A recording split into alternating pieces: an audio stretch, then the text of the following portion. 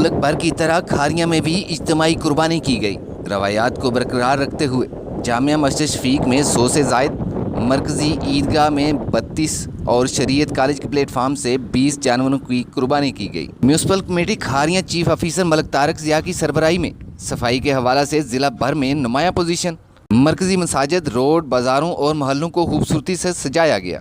ہر گلی محلے میں سینٹری ورکروں نے عوام کی سہولت کے لیے جذبہ حب الوطنی کے تحت حضرت ابراہیم علیہ السلام اور حضرت اسماعیل علیہ السلام کی یاد تازہ کرنے کے لیے اپنے اپنے فرائض کی ادائیگی میں شہر بھر کی علائشوں کو ایکسیویٹر مشین سے پپی میں بنائے گئے گڑھوں میں پھینک کر چونا ڈالا گیا، بعد ازاں سپرے کر کے مٹی ڈال دی گئی۔ عید الاضحیٰ کے موقع پر کنٹونمنٹ بورڈ کھاریاں کی بھی شاندار کارکردگی۔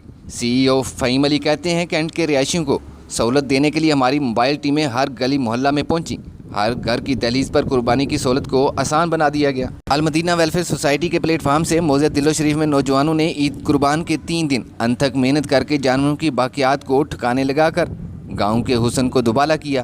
صدر صوفی محمد عارف کہتے ہیں 13 سال سے خدمت کی یہ انمول تاریخ رقم کی جا رہی ہے۔